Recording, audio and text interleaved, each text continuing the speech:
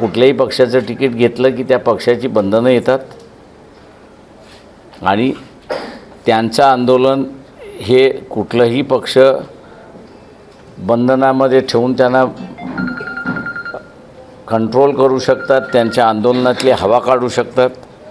त्यांचं आंदोलन त्यांना कायम ठेवायचं असेल आणि त्यांच्या आंदोलनाचं अण्णा पाटील होऊ द्यायचं नसेल तर त्यांनी इलेक्शन लढलं पाहिजे।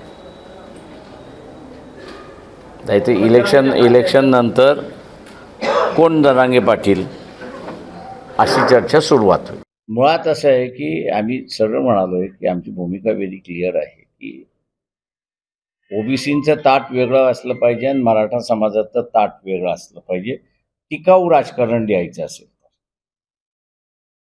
तात्पुरतं सोल्युशन द्यायचं असेल तर काही सोल्युशन त्याच्यातलं निघू शकतं।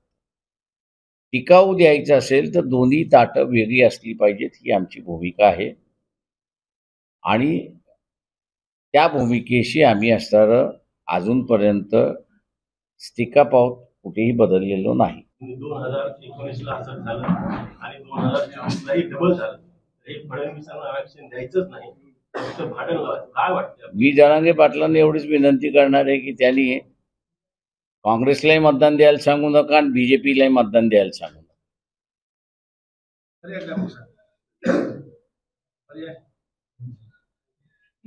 आम्हीच बसलो पर्याय आम्हीच आहोत त्यांना।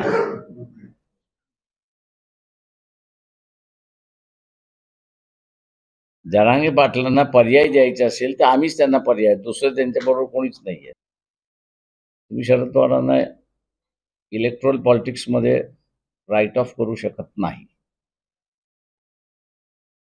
आज अजित पवारांनी प्रसिद्धीपत्रक काढून सांगितलं आहे की मी विकासासाठी महायुतीमध्ये गेलेलो आणि माझा ज्येष्ठांना दुखवण्याचा कुठलाही हेतू नव्हता। 70,000 कोटीचा विकास झाला एवढं निश्चितपणे आम्हाला माहिती आहे।